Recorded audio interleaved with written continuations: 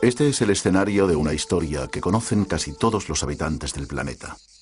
La historia de un viaje que transcurre en estos campos, pueblos, caminos y posadas de la península ibérica en los primeros años del siglo XVII.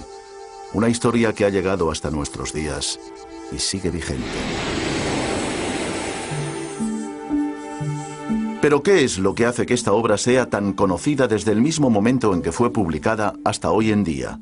¿Por qué está considerada la obra cumbre de la literatura castellana y una de las más importantes de la literatura universal? ¿Por qué sigue vigente? Para intentar averiguarlo, recorreremos los lugares donde sucede la novela y conoceremos la intensa vida de su autor. Prepárense para conocer y comprender lo que hay dentro, pero no está escrito, en una de las mayores obras literarias de todos los tiempos.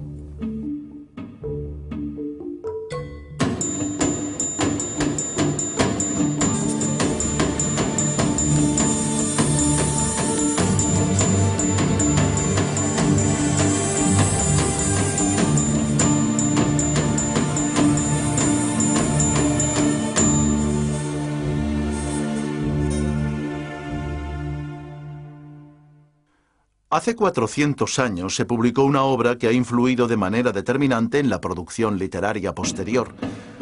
Don Quijote y Sancho Panza, los personajes, o su autor, Cervantes, han aparecido en sellos, monedas, medallas, ilustraciones, billetes, logotipos, anuncios publicitarios, carteles, y han dado nombre a calles, plazas, avenidas, restaurantes, hoteles, aviones, barcos, cines. 10 años después de su publicación, había sido traducido al francés, inglés e italiano. En la actualidad, se ha traducido a todos los idiomas que tienen escritura.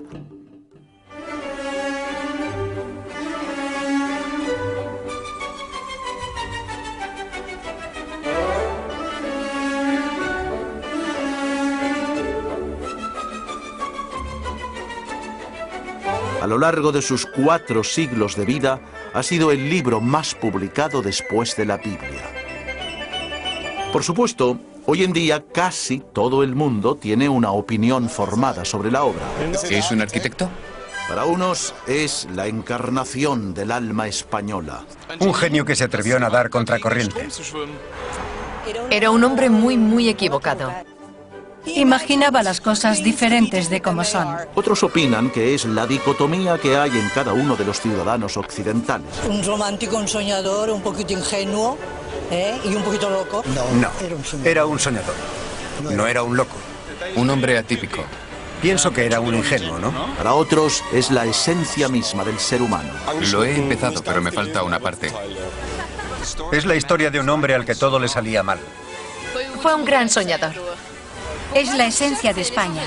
Para mí era un poco... Así que tenemos un libro que ha influido de manera determinante en la literatura, el pensamiento, la filosofía, el arte y cualquier otra expresión de la creación humana.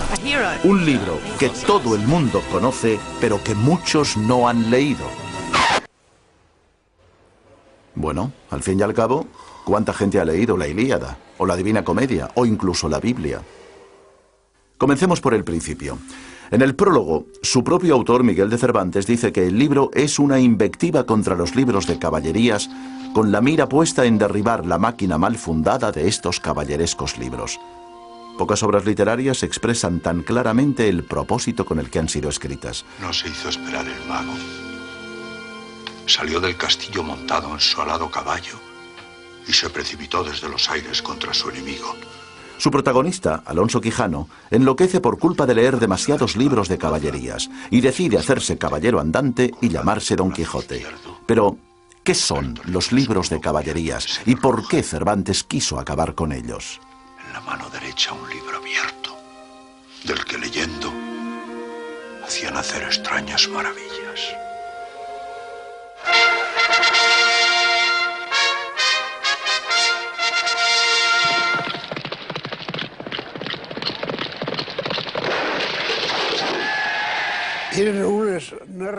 Eran unas narraciones de aventuras de caballeros muy extensas y que tenían una larga tradición.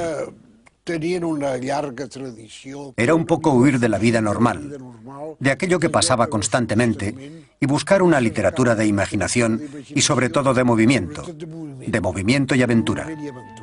A principios del siglo XV se produce un invento absolutamente revolucionario. La imprenta pone los libros al alcance de todos los que saben leer.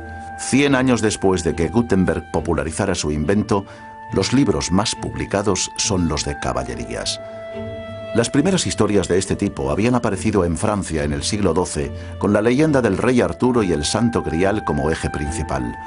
Rápidamente diversificaron sus temáticas y se extendieron por toda Europa. Para que un libro de caballerías tuviera buena acogida entre el público, debía tener algunos elementos indispensables: ejércitos, batallas, magos, hechizos, conjuros y pócimas, hermosas damas cautivas, bosques tenebrosos, cavernas, cataratas, traiciones y juramentos, misiones imposibles y gestas heroicas llevadas a cabo por caballeros andantes limpios de espíritu y dotados casi siempre de una fuerza extraordinaria o poderes sobrehumanos que luchaban contra dragones, gigantes, ladrones, monstruos, traidores, malvados, déspotas, paganos, opresores y tiranos. Y todo esto sucedía casi siempre en países lejanos y extraños. Era un tipo de literatura que tenía una gran aceptación por todo tipo de público. Es una lectura en voz alta, porque la lectura se hacía muchas veces en voz alta con destino a aquellos que no sabían leer. A lo largo del siglo XVI, su difusión es tan masiva y la demanda tan grande que la calidad de los libros de caballerías desciende en picado. Las historias son cada vez más inverosímiles y su prosa tan rocambolesca que a menudo cae en el ridículo. Pronto aparecen las primeras críticas. Los autores considerados serios sostienen que el consumo de este tipo de literatura es nocivo para la sociedad. Entonces, los moralistas, los autores que querían conducir el gusto, pensaron que eran perniciosas para el buen gusto y lucharon contra ellas.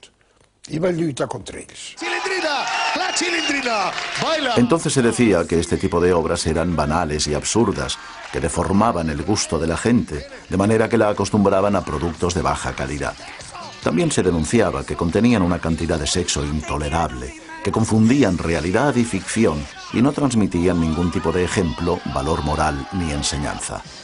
Curiosamente, las acusaciones de ese momento son idénticas a las que se hace hoy en día respecto de ciertos contenidos televisivos. ¿Qué hay detrás de este acto de lectura del lector que está leyendo o bien patrañas o bien libros, novelas ejemplares? Quizás se podría encontrar un paralelismo entre, por ejemplo, este tipo de programa y, no sé, una película que realmente corresponde a una finalidad artística auténtica. Así que, durante la juventud de Cervantes ha proliferado la idea de que los libros de caballerías son una especie de género basura que hay que combatir. Y Don Quijote, en el fondo, más que imitar a los libros de caballerías, lo que quiere es imitar a los que imitan en la vida diaria los libros de caballerías. Y el Quijote es precisamente una parodia descarnada de este tipo de libros. En cada una de sus aventuras se ridiculiza a los caballeros andantes, se ridiculizan sus hazañas, su manera de actuar y de hablar. Puede decirse que fue un bestseller porque manejó códigos comunes a todos los europeos.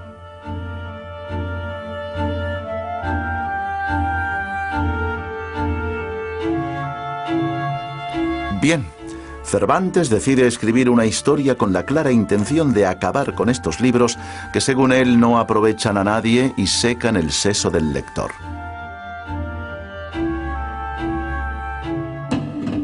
De acuerdo, pero desde el siglo XVII nadie lee libros de caballerías. Sin embargo, Don Quijote continúa reeditándose. ¿Por qué? Tal vez porque su autor supo captar la complejidad del tiempo que le tocó vivir. Durante su vida, Miguel de Cervantes es testigo excepcional de algunos de los acontecimientos más importantes de su época. Nació en Alcalá de Henares en 1547, en el seno de una familia de clase media acomodada. Siendo todavía muy joven, hiere a un noble, un tal Antonio de Segura, en un duelo. En ese momento los duelos están prohibidos y la pena es la amputación de la mano derecha. para evitar la sentencia, Miguel de Cervantes huye de los dominios del rey y se dirige a Roma. Hay un cardenal que se llama el cardenal Gaspar de Cervantes de Gaete, pariente suyo, y que a lo mejor lo enchufó. Lo enchufó y le permitió entrar al servicio de Acquaviva. El cardenal Giulio Acquaviva era un influyente prelado de la Curia Vaticana, y durante varios meses Cervantes forma parte de su séquito. Todo parece indicar que su estancia en Roma alimenta su carácter curioso y autodidacta, y Cervantes lee tanto a los clásicos como a los escritores y pensadores del Renacimiento. Pero el juego de intrigas y la vida hedonista y relajada de la corte romana están muy lejos de la vida de acción y aventuras que él ansía. La entrada en la milicia era una de las soluciones de vida, de encontrar un modo de vida más atractivas para un hombre de pocas posibilidades económicas. Miguel de Cervantes se alista en los tercios a las órdenes de don Diego de Urbina. En 1571 su compañía se embarca en Nápoles con dirección a Mesina, donde se reúnen las armadas española, veneciana y pontificia para formar la Santa Liga, que a las órdenes de Juan de Austria, hermano bastardo del rey Felipe II, va a enfrentarse a la escuadra turca.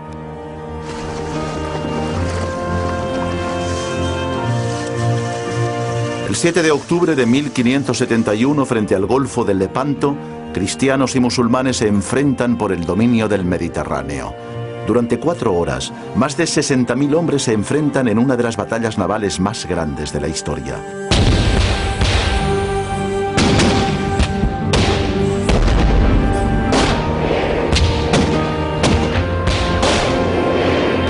Miguel de Cervantes combate en primera línea a bordo de la galera marquesa. Tiene 24 años y continúa combatiendo después de ser herido en el pecho y en el brazo izquierdo.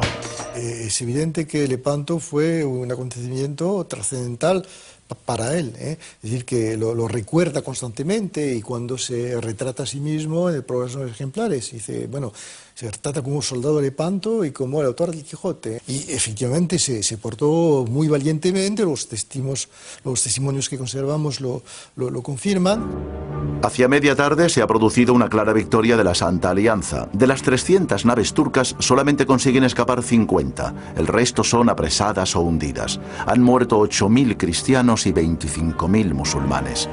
Cervantes se restablecerá de sus graves heridas y durante algunos años participa en las campañas de Narvino, Corfú, Túnez y La Goleta, pero nunca recuperará la movilidad en su mano izquierda. Después de Lepanto es un hombre herido, un hombre que se recupera de sus heridas y que luego, claro, en las demás ocasiones en que se encuentra no pudo estar, digamos, en primera línea. Entonces es una vida quizá que ya no corresponde a sus aspiraciones. En 1575 decide regresar a España. Parte de Nápoles con destino a Barcelona, pero poco antes de culminar su travesía frente a las costas de Cadaqués, su galera es atacada por corsarios turcos. Cervantes es hecho prisionero, llevado a Argel y vendido como esclavo. Su amo pide un rescate de 500 escudos, una cantidad que supera en mucho las posibilidades económicas de su familia. Le esperan 5 años y medio de esclavitud. Este periodo de cautiverio marcará su vida y también su obra.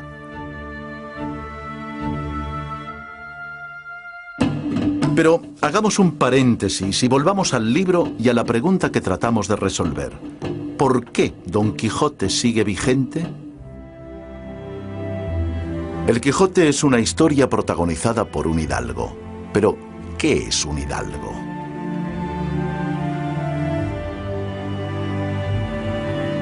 Durante toda la Edad Media, la sociedad se había organizado en 3 grandes grupos o estamentos: los que rezaban, los que trabajaban la tierra y los que hacían la guerra.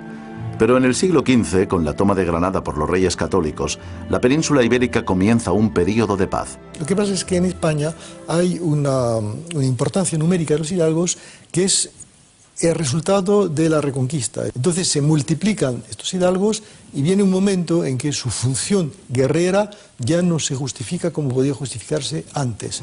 Los hidalgos son los herederos de esta casta guerrera que ha quedado totalmente desfasada. Son la baja nobleza, que según la costumbre solo puede vivir de sus rentas. Algunos se aferraban nostálgicamente a una gloria familiar que a principios del siglo XVII les quedaba ya muy lejana.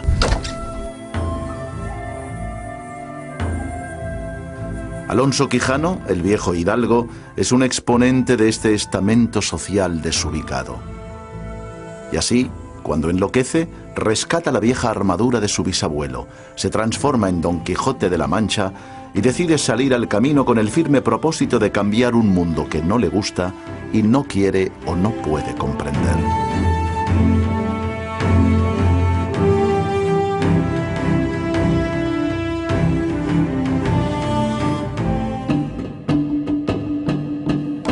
¿Y qué hay de Sancho Panza? ¿Qué es? ¿Qué representa en esta historia? ¿Quién sabe si en pocos días no puede...? Lo que es innegable es que formalmente Don Quijote y Sancho Panza son una auténtica pareja de éxito. Responden a un arquetipo que se repite en infinitas narraciones de ficción. R2D2 y C3PO, el gordo y el flaco, Abbott y Costello, Asterix y Obelix, Walter Matthau y Jack Lemmon, Huckleberry Finn y Tom Sawyer.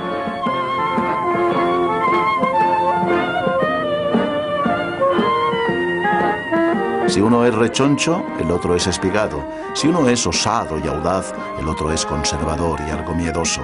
Si uno es culto, el otro es práctico. Si uno es pasional y desenfadado, el otro es reflexivo y formal. Hoy en día nos parece algo normal, casi evidente, pero se trata de una combinación que ha funcionado a lo largo de los siglos y que se difunde y populariza por primera vez con Don Quijote y Sancho Panza.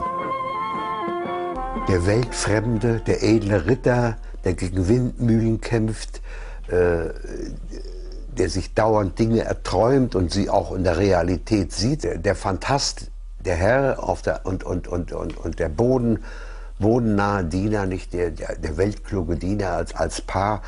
Das ist eine Paarung, die wir auch in unserer Wirklichkeit immer wieder sehen. Diese Art von Konfrontation und von Paarung,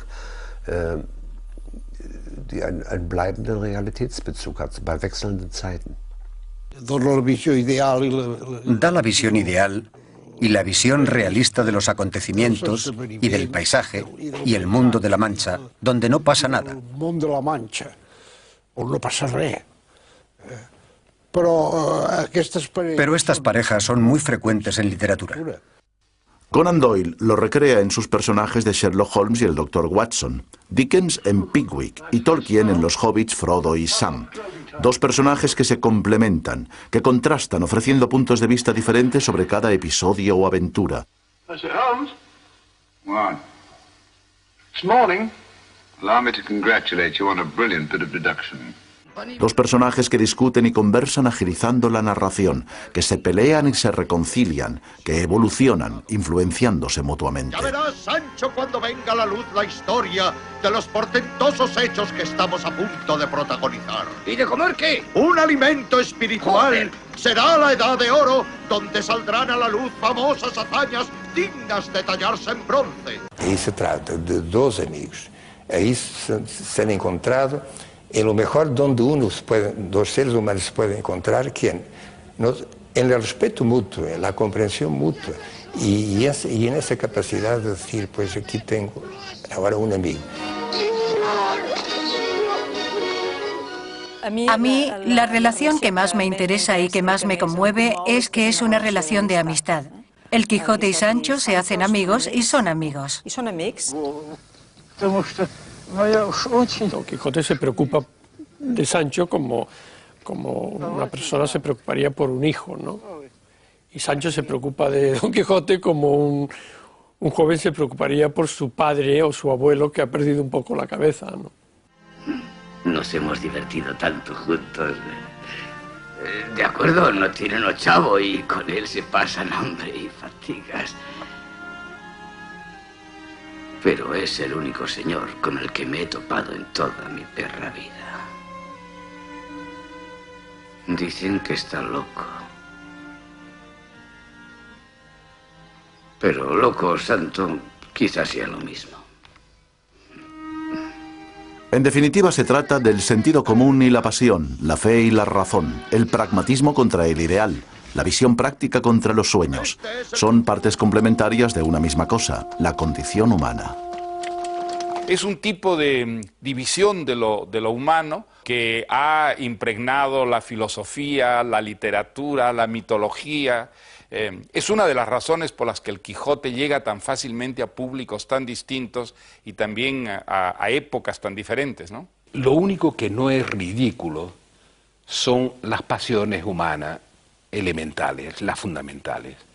Entonces, el ser humano está completamente al descubierto en el Quijote, en esa obra.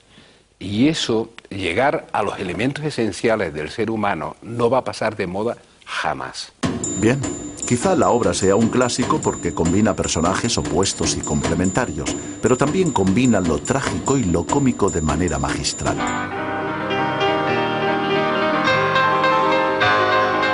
Es evidente que lo grotesco y lo absurdo están presentes en Don Quijote de la Mancha.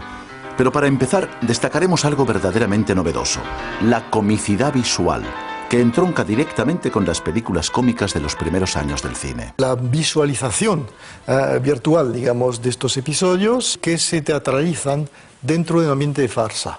Claro, son episodios que se prestan precisamente a una traducción plástica. ¿Qué dice este hombre? Cervantes narra los acontecimientos poniendo especial atención en componer imágenes, de manera que el lector puede visualizar lo que lee.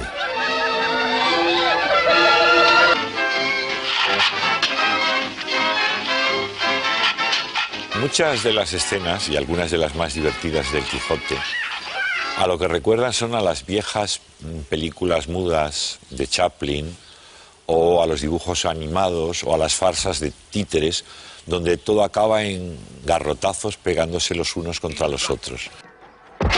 Los trompazos, golpes, caídas y volteretas tan propias de las películas cómicas ya provocaban la risa de los lectores del Quijote en el siglo XVII. Y en realidad se trata de algo tan universal que continúa resultando cómico 400 años después. El Quijote o imparte o recibe golpes atroces, terribles, en razón de malentendidos, y eso, en lugar de movernos a compasión, nos mueve a risa, a carcajada.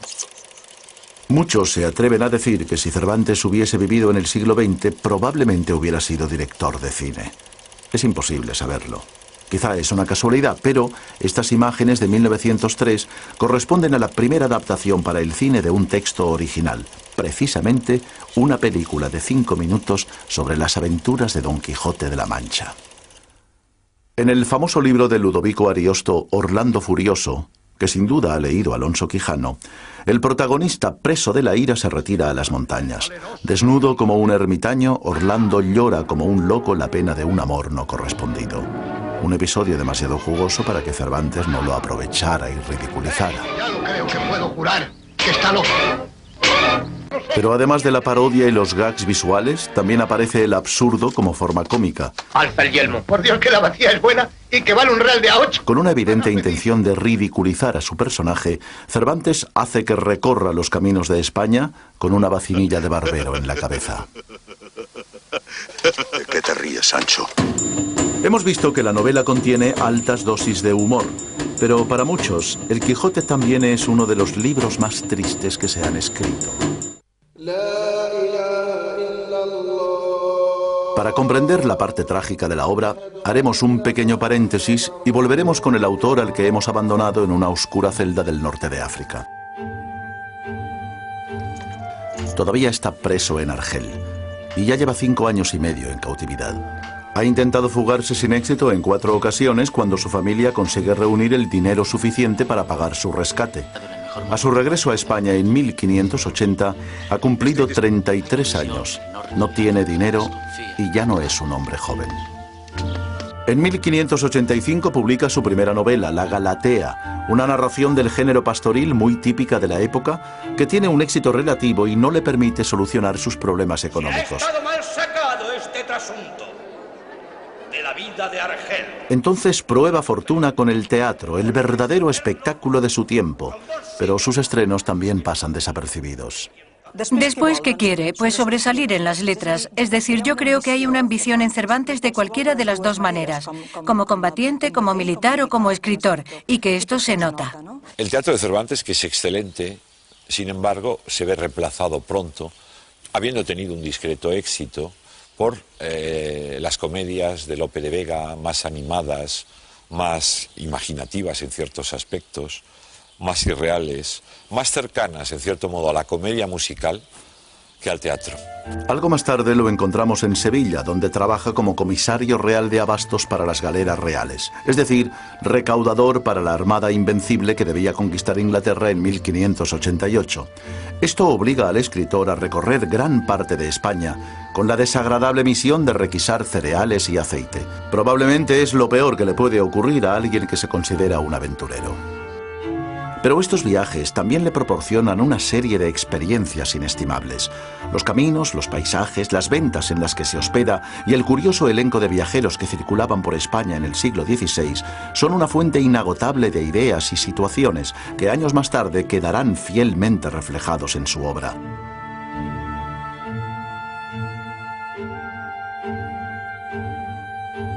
La antigua Venta del Capitán permanece a duras penas en pie después de medio siglo de abandono.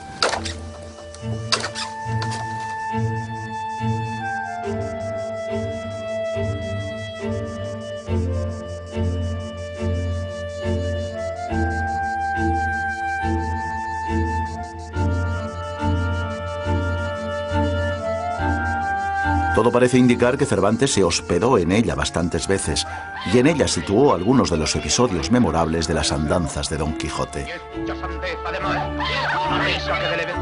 En 1590, el rey se niega a concederle un oficio en América. En 1597, su trayectoria oscura toca fondo. Es encarcelado en Sevilla por retrasos y quiebras de sus aseguradores. Ha pasado por una serie de desilusiones. Es decir, que Cervantes en ese momento ha conocido el mundo de la guerra, del Lepanto, el cautiverio, bueno, ha tenido unas aspiraciones literarias que al parecer no han dado exactamente lo que esperaba y no ha conseguido el premio de sus servicios. Entonces es un hombre, yo no voy a decir amargado, pero en fin, por lo menos desilusionado. Cuando Cervantes es encarcelado tiene más de 50 años. Es muy probable que encerrado en su celda, en uno de los peores momentos de su vida, decida escribir Don Quijote de la Mancha. La novela refleja inevitablemente una cierta medida de desencanto, que en parte sin duda será autobiográfico. Una cárcel, si acaso, en el sentido de encontrarse en un mundo más pequeño, más modesto que el que él había soñado. La amargura que contiene la obra no fue apreciada por sus contemporáneos, que solamente la leyeron como un divertimento. Pero es evidente que la tragedia existe con toda su fuerza. Estuvo siempre ahí, oculta, aunque no apareció a los ojos de los lectores hasta un siglo y medio más tarde. En el siglo XVII, un loco es fundamentalmente alguien que hace reír. Pero el siglo XVIII es el siglo de las luces y la razón se convierte en el instrumento para conocer el mundo. El loco se transforma en un ser mermado y discapacitado. La realidad es que el enfermo mental que puede representar a Don Quijote es un enfermo que no es tolerado, sobre todo en el siglo XVIII y XIX o incluso en el siglo XXI. No es tolerado y esa intolerancia no es lo que se ve en el Quijote, eso es algo más reciente. Más tarde, con la llegada del romanticismo en el siglo XIX, todavía va a aparecer una nueva visión trágica. El loco se transforma en héroe. Un héroe que tiene el valor de intentar ser lo que él quiere. Un héroe abocado irremediablemente al fracaso. Don Quijote se empecina en no ser él, en ser ese otro que de alguna forma le ha hecho salir de su casa y entrar en esa especie de mundo paralelo, onde estaría, según la definición de Rimbaud, la vraie vie, la vida auténtica. Yo creo que la parte trágica, en el fondo, quizá tenga que ver con la imposibilidad de ser otro. Bueno, como todas las grandes novelas, pues El Quijote no es una novela, es muchas novelas, y cada época, cada cultura destaca aquello que está más cerca a su propia sensibilidad, ¿no? Hemos visto que en la obra se combina lo trágico y lo cómico de manera magistral, pero no es algo totalmente nuevo.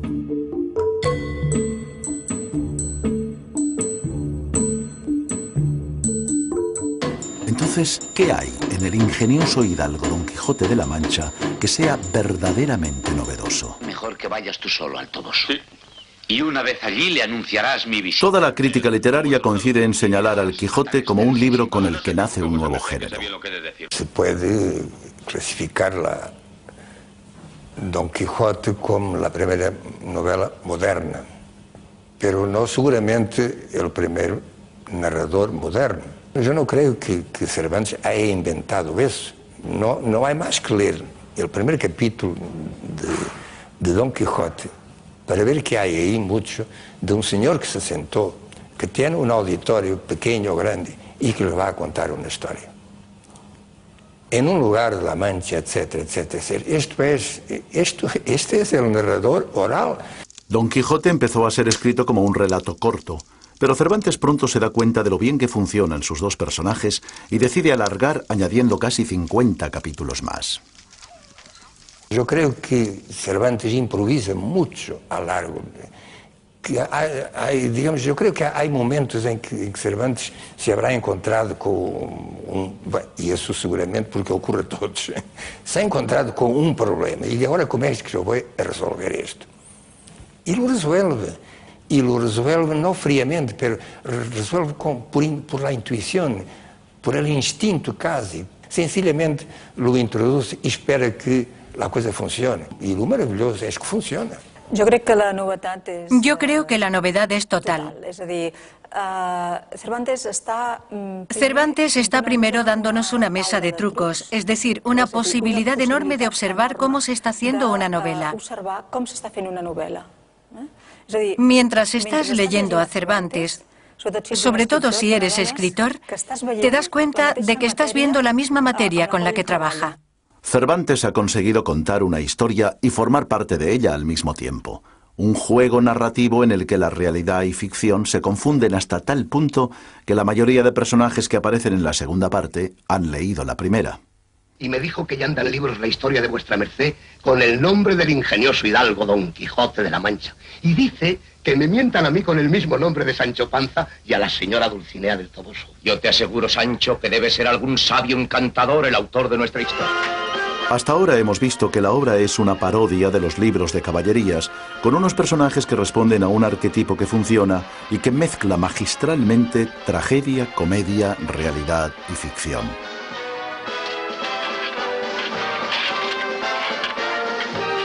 Pero, ¿qué representa Don Quijote actualmente?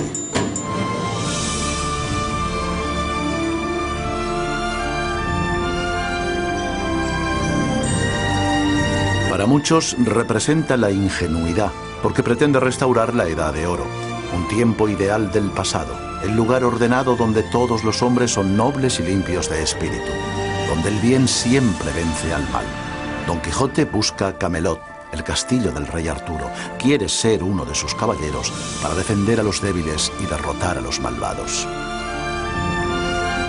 El Quijote tiene mucho de ingenuo, sobre todo por creerse que solo por el hecho de crearse a sí mismo existe. Pero claro, esto solo puede pensarlo alguien que cree que lo que dicen los libros es verdad, y solo puede ser un gran ingenuo. En él hay una apuesta por la decencia, por la honradez y por la integridad del ser humano. Después de ser nombrado caballero, ya está a punto para tener alguna aventura. Debe encontrar rápidamente a alguien a quien ayudar. Y a pocos pasos que entró por el bosque, vio atada una yegua a una encina y atado en otra a un muchacho desnudo de medio cuerpo arriba, que era el que las voces daba, y no sin causa, porque le estaba dando con una pretina muchos azotes un labrador de buen talle. ¡Teneos, descortés caballero! Montad vuestro caballo y tomad vuestra lanza. Don Quijote hace liberar al muchacho y antes de marcharse obliga al labrador a dar su palabra de que no volverá a maltratarlo. Y mirad que lo cumpláis como lo habéis jurado. Si no, por el mismo juramento os juro de volver a buscaros y a castigaros, y que os tengo de hallar aunque os escondáis más que una lagartija. Él cree que la palabra compromete. Él cree que la palabra no es humo, que no es un mero gesto hipócrita, mentiroso para salvar una circunstancia determinada, sino una expresión profunda de una convicción y de una decisión.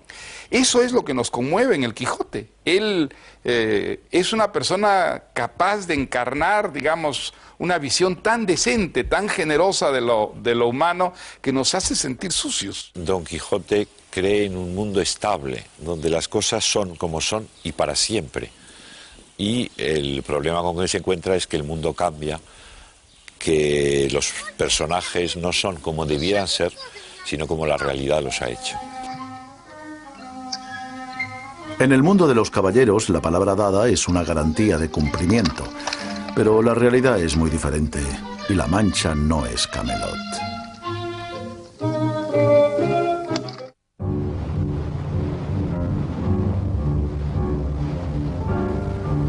Don Quijote nos muestra una manera diferente de ver el mundo.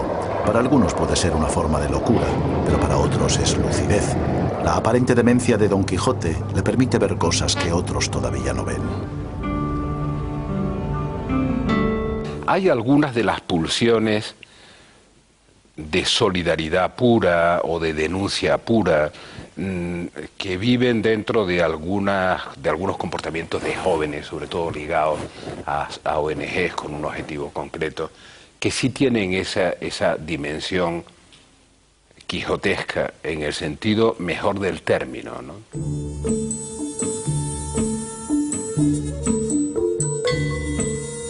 Una de las aventuras más conocidas y que ha generado más iconografía es el episodio en el que Don Quijote y Sancho Panza se topan con 20 o 30 molinos de viento en el campo de Criptana. La aventura va guiando nuestras cosas mejor de lo que acertáramos a desear, porque ves allí, amigo Sancho Panza, donde se descubren 30 o poco más desaforados gigantes con quien pienso hacer batalla y quitarles a todos las vidas. ¿De qué gigantes habláis, mi amo? Es que no los veis, agitando sus enormes brazos retadores. ¿Dónde ve vuesa merced tales gigantes? Lo que se mueve son las aspas de los molinos de viento. ¡Rendíos a mi fuerte brazo! ¡Rendíos ante Don Quijote de la Mancha! ¡Defendeos o entregad de vuestra voluntad, moriremos matadores! Y entonces él ataca a los molinos como una manifestación de rebeldía y de inconformidad. Y en eso también el Quijote pues está encarnando una actitud que es profundamente humana, la de la insatisfacción, la del rechazo del mundo tal como es. Son gigantes, quiero.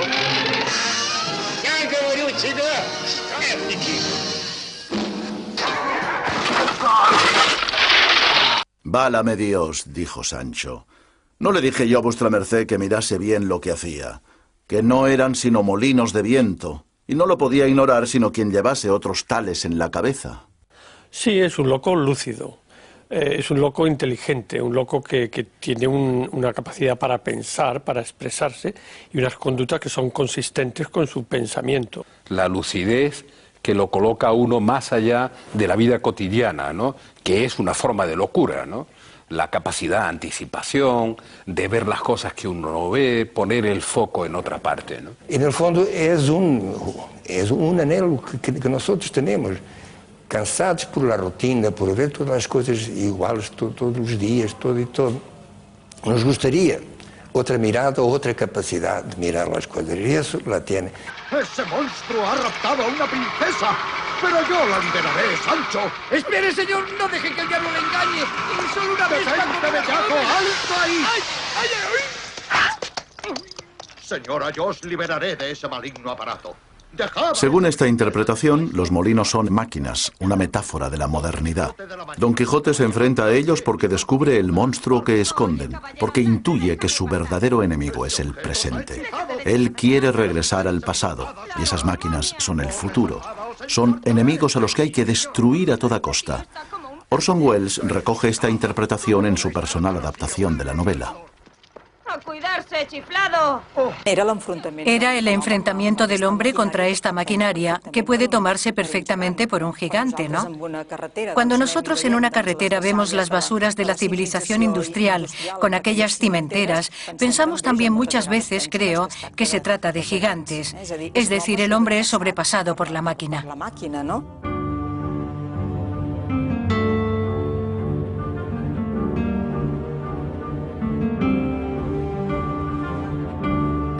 ¡Quedas avisado, Frestol! De nada han de valer tus malas artes contra la bondad de mi espada.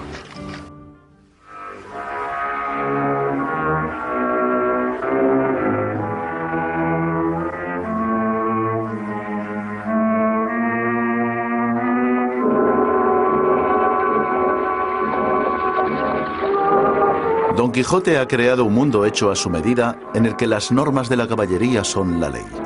Él es el sheriff de este mundo ideal y solo ante el peligro las hará cumplir.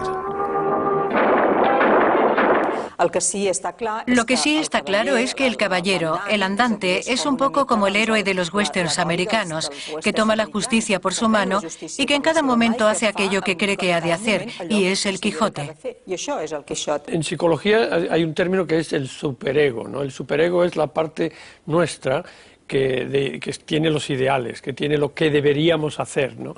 Y en este sentido, pues probablemente Don Quijote pues representa esa parte idealista.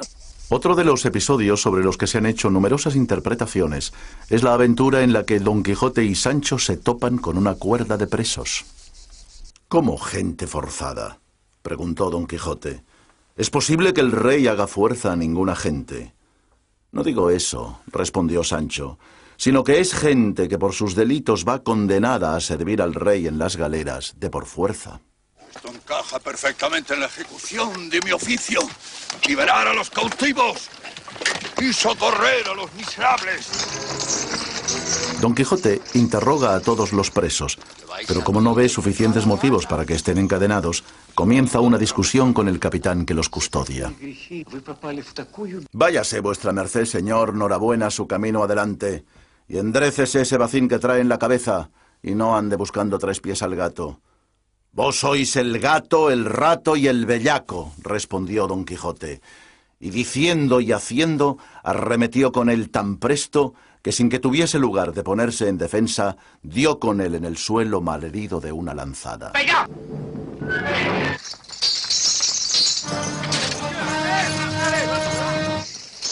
¿Por qué lo hace? Porque para él la libertad está por encima de la justicia. La libertad humana es algo tan importante, tan trascendental, tan sagrado, que uno puede enfrentarse a los poderes terrenales en nombre de esa soberanía libérrima que lo lleva a él a poner en libertad a los delincuentes. Y ahora, en recompensa de haberos concedido la libertad, os ordeno que inmediatamente vayáis todos al Toboso y que allí coloquéis esas pesadas cadenas a los pies de la dama de mis pensamientos. Él les da la libertad.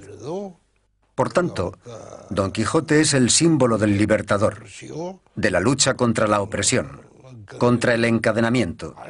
Y ya se ha encargado Cervantes antes de explicar que todos son unos malhechores. En el presente, Don Quijote es también un símbolo de la persecución de un ideal y de la lucha por causas perdidas.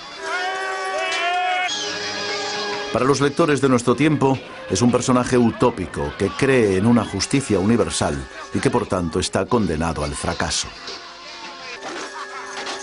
Él no puede hacer nada. Delante de aquella cuerda de presos ha de liberarlos, porque su misión es esta, ¿no? Y este hecho es que después, la lluvia de piedras que le cae encima es terrible. Y claro, el pobre Don Quijote no lo entiende, porque sus propósitos son los de una utopía, son los de otra época. En 1605, cuando se publica la primera parte de El ingenioso hidalgo Don Quijote de la Mancha, Cervantes reside en Valladolid. Su obra se convierte en un éxito editorial sin precedentes. Pero a pesar de que ha creado una historia que continuará conmoviendo a la humanidad durante los próximos 400 años, no ha podido obtener prestigio como hombre de letras. Cervantes no escribe ninguna epopeya, no escribe estas obras ambiciosas que, digamos, significaban un alto grado de reconocimiento por parte del público. Escribe este libro que no entra en ningún... no se puede encasillar, digamos, en el sistema de organización de literatura de aquel entonces. Él está innovando. Y en este sentido sí que hace una cosa interesante. Pero quien lo lee, sobre todo, no son los más ilustrados. No son, pues, la gente que a él le interesaría. Cervantes quiere hacer una literatura de la vida, de la realidad, de la humanidad. Y eso sencillamente no estaba de moda. No era lo que presidía el panorama y la actividad literaria de la época.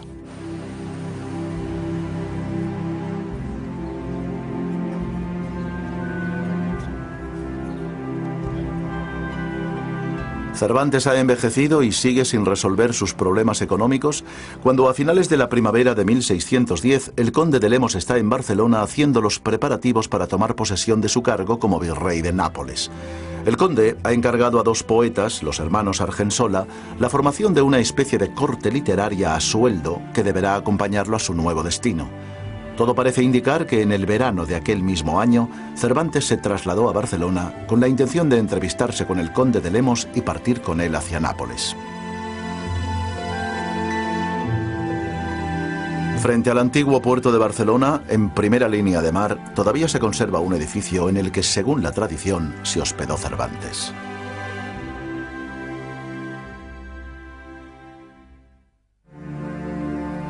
Finalmente, el conde parte hacia Nápoles sin recibirlo.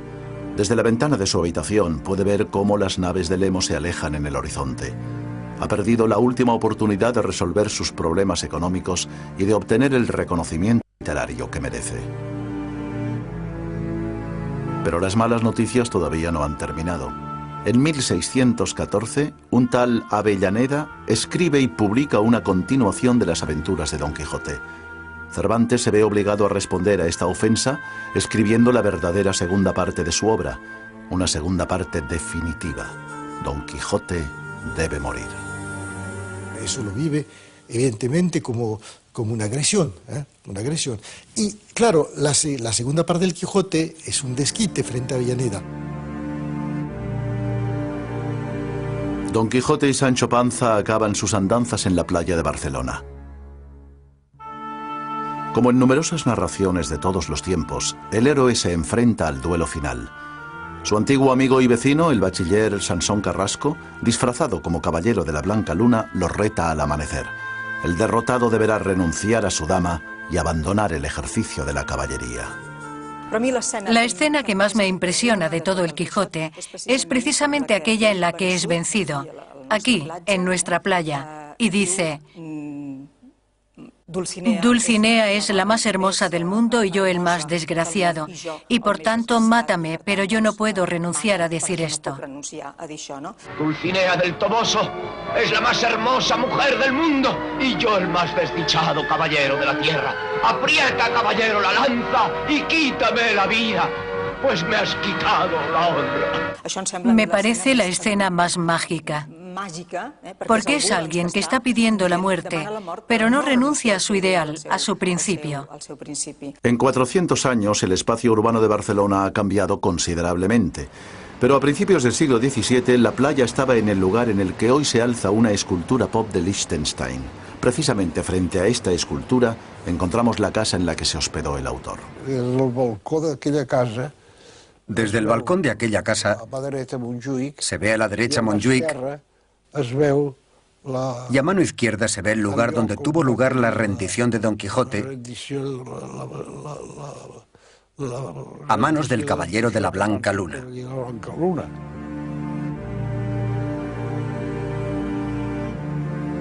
Muchos especialistas han buscado paralelismos entre la vida de Cervantes y Don Quijote. Es posible que solo sea una casualidad, pero el lugar en el que Cervantes sufrió su mayor derrota personal es el lugar exacto donde su gran personaje es definitivamente vencido.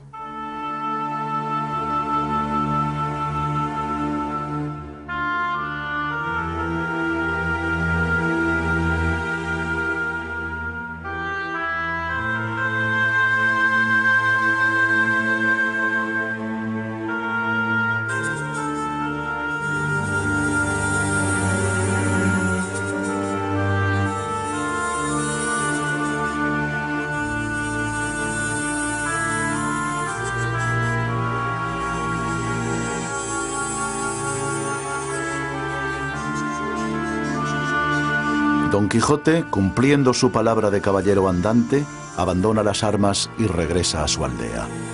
Es el final de un sueño y la victoria de la realidad. De nuevo en La Mancha, Alonso Quijano recupera la cordura, reniega de los libros de caballerías y muere acompañado de los suyos. Debe morir cuerdo, debe morir tomando los sacramentos, confesando y comulgando como un hidalgo. Y ese es un premio. La historia ha empezado mal, toda la vida de Don Quijote en su última etapa ha sido una locura, pero Cervantes le premia dándole lo mejor que puede esperar un español de su tiempo, una buena muerte. Don Quijote no se muere, porque quien se va a morir es un señor hidalgo, pobre hidalgo, llamado Alonso Quijano. Desde mi punto de vista, es fundamental. No es el Quijote que muere, sino Alonso Quijano.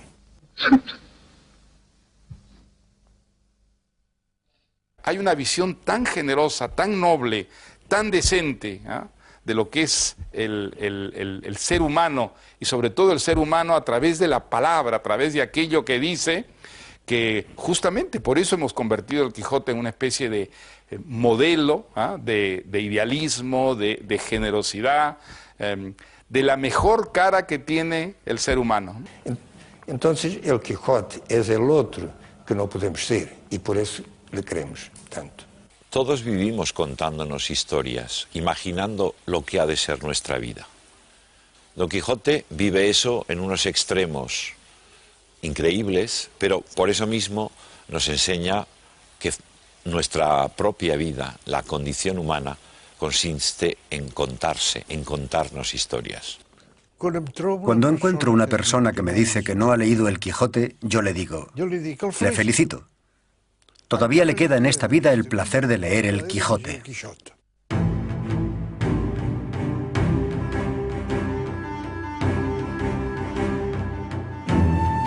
Hemos intentado averiguar por qué esta historia sigue viva 400 años después.